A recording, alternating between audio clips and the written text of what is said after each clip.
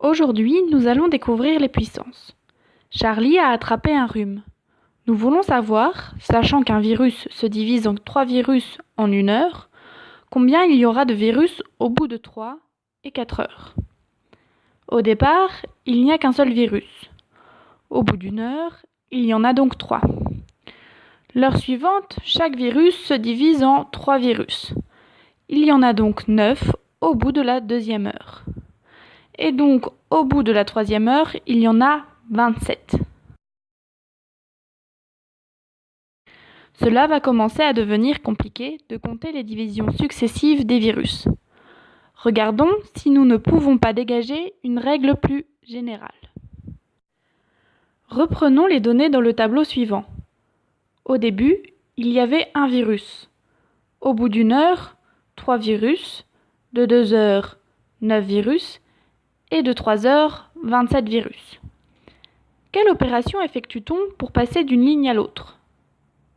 On multiplie à chaque fois par 3. 1 fois 3, 3, fois 3, 9, 9 fois 3, 27, et donc 27 fois 3, 81. Au bout de la 4e heure, il y a donc 81 virus. On pourrait continuer comme cela indéfiniment, mais on obtiendrait de très grands nombres. On a donc trouvé une écriture plus simple. Commençons à partir de la 2e heure. Si on veut écrire 9 sous forme d'un produit, on écrit 3 fois 3. Comme pour passer d'une ligne à l'autre, on multiplie par 3. Le produit de la ligne suivante sera 3 fois 3 fois 3. Et celle d'après, 3 fois 3 fois 3 fois 3. On pourrait de nouveau continuer indéfiniment comme cela. Mais ça donnerait de très grandes multiplications. On a donc mis au point les puissances. Regardons ce qu'est une puissance. On constate que l'on a une multiplication dont tous les facteurs sont égaux à 3. Donc, on va reprendre ce nombre que l'on va appeler base. Cependant, nous n'avons pas toutes les informations nécessaires pour retrouver à quel produit cela correspond. Il faut aussi indiquer le nombre de facteurs. Dans la ligne des 2 heures, on se rend compte qu'il y a 2 facteurs égaux à 3. Donc, on écrira un petit 2 au-dessus du 3. Ce petit 2, on l'appellera exposant. Donc 3 exposant 2 est une puissance. Regardons les lignes suivantes. Dans la ligne suivante, il y a 3 facteurs égaux à 3. Donc au-dessus du 3, on mettra également un petit 3. De même pour la ligne d'après. Il y a 4 facteurs égaux à 3. On mettra donc un petit 4 au-dessus du 3.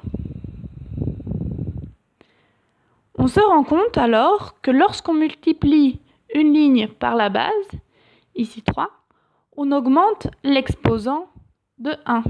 On passe de 2 à 3, puis de 3 à 4. Maintenant, comment faire pour remplir les cases qui restent? Si pour descendre dans le tableau, on a multiplié, alors pour remonter, on va diviser.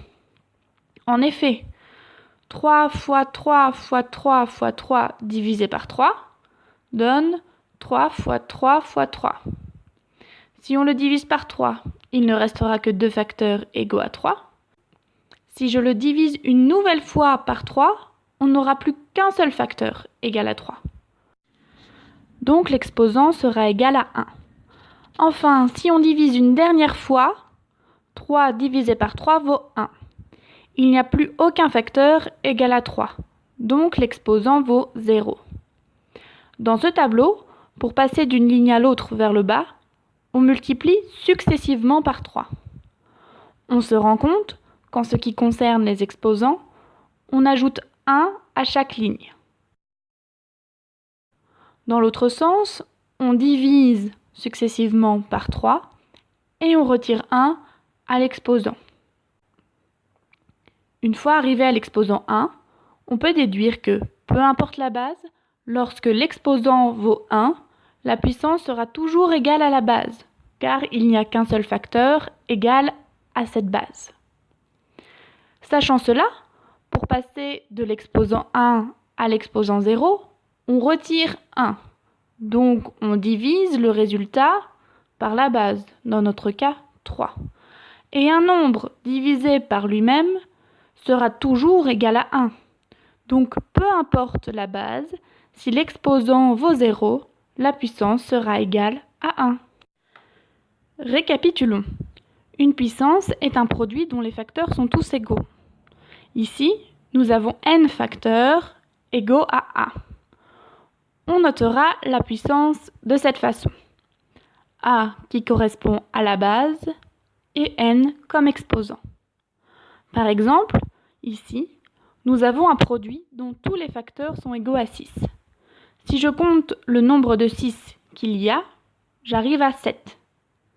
Donc, c'est un produit de 7 facteurs égaux à 6, que je peux noter 6 exposant 7. De plus, si l'exposant vaut 1, alors la puissance sera égale à la base. Donc A exposant 1 est égal à A.